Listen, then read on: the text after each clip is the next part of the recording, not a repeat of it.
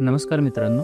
आपण जेव्हा ए I tools म्हणतो, तर जनरली आपल्या डोक्यामध्ये असं येतं की ए आय टूल्स हे फक्त टेक्स्टमध्येच काम करतात. म्हणजेच काय, की समजा ChatGPT असेल किंवा Googleचं जेमिनाय असेल, मी काही प्रॉम्प्ट दिल्या, मला लेटर लिहून दे किंवा मला एखादा रिपोर्ट दे किंवा मला एखादा परिच्छेद लिहून दे, पॅराग्राफ लिहून दे, निबंध लिहून दे, तर फक्त त्या स्वरूपात येईल.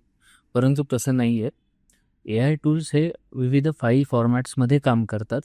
जसं तुमच्या स्क्रीनवर आत्ता दिसत असेल, की ए आय टूल्स हे audio, text, video, animation, graphics, image या सर्व फॉर्मॅटमध्ये काम करतात.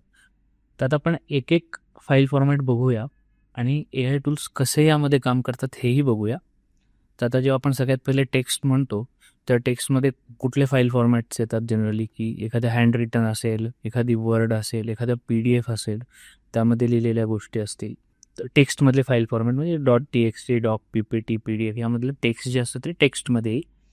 दुसरा असतो इमेज. आपण इमेज म्हटलं की आपल्या डोळ्यासमोर इमेजेस येतातच. सुंदरसं एखादं चित्र येतं, एखादं फ्लॉवरचं चित्र येतं, एखादं नेचरचं चित्र येतं. त्याचे फॉर्मॅट कुठले आले? JPEG झाला, PNG झाला, GIF झाला, असे विविध फाईल फॉर्मॅट आले. तसेच ग्राफिक्सचे सुद्धा असतात. वेक्टर असेल, SVG असेल, असे विविध ग्राफिक्सचे प्रकार येतात. आता आपण पुढे जाऊया, व्हिडिओकडे जाऊया. व्हिडिओ म्हटलं की सगळ्यांना माहितीच आहे, आपण मूव्हीज बघतो, आपण विविध छोटेसे कार्यक्रम बघतो. हे कुठल्या फाईल फॉर्मॅटमध्ये असतात? तर साधारणतः हे MP4मध्ये असतात आणि त्याचे पण काही आता त्यामध्ये सुद्धा 4K आलं आहे, HD तर जुनं झालं. आता असे नवीन विविध फाईल फॉर्मॅट आलेले आहेत. VR व्हिडिओज आलेत. हे झाले व्हिडिओचे फाईल फॉर्मॅट. मग पुढे येतो ऑडिओ. ऑडिओ म्हणजे आपल्याला माहिती आहे, आपण गाणे ऐकतो किंवा काही रेकॉर्डिंग्ज ऐकतो. हे .MP3मध्ये असतात जनरली आणि त्याच्यामध्ये काही विविध फाईल फॉर्मॅट्स आहेतच, पण आपल्या नेहमीच्या ऐकूयातलं म्हणजे MP3 असेल आणि काही वेगवेगळे जे फॉर्मॅट आपल्या स्क्रीनसमोर दिसतात तसे फॉर्मॅट्स असतात. आता ऑडिओ झालं आणि ॲनिमेशन तर आपल्या सगळ्यांचा जिव्हाळ्याचा विषय. म्हणजे आपण विविध ॲनिमेटेड मूव्हीज बघितल्या आहेत, ॲनिमेटेड शोज बघितले, टॉम अँड जेरी असेल किंवा स्कूबी-डू असेल, असे विविध प्रकारचे ते झाले ॲनिमेशनचे प्रकार.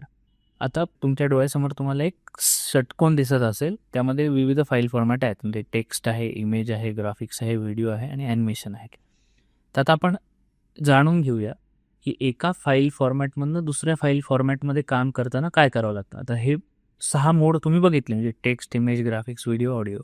आता ह्याला काय म्हणतात? मोड म्हणतात. आणि ए आय टूल फक्त एका मोडमध्ये काम नाही करत, अनेक मोडमध्ये काम करतं. म्हणून ए आय टूल्स हे मल्टी मोडल आहेत. म्हणजे मी टेक्स्ट फाईल दिली तर त्याची इमेजही करू शकतो, टेक्स्ट फाईल दिली तर त्याचं ग्राफिक्स करू शकतो, टेक्स्ट फाईल दिलं तर त्याचा व्हिडिओ बनवू शकतो.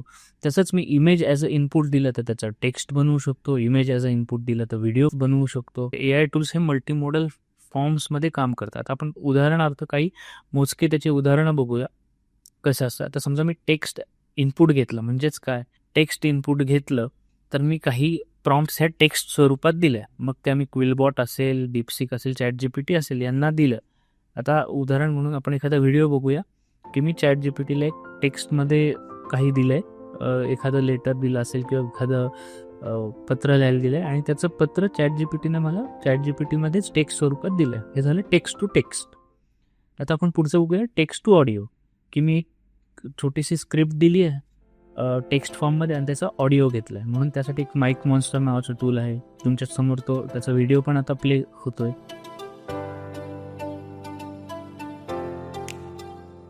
Hello all. Welcome to today's session.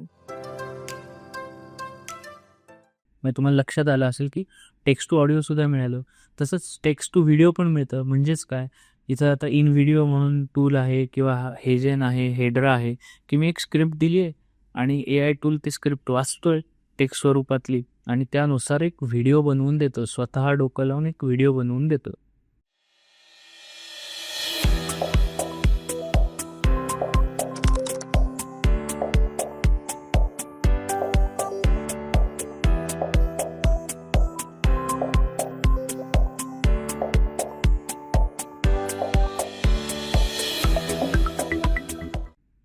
तसंच ॲनिमेशन पण आपल्याला करून मिळतं, की मी एक टेक्स्ट स्वरूपात इनपुट ए आय टूलला दिलं आहे.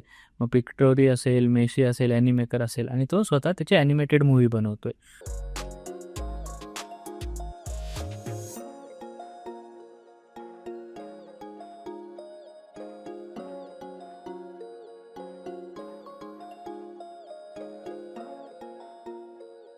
Join MSc IT this summer and explore the world of AI tools straight away.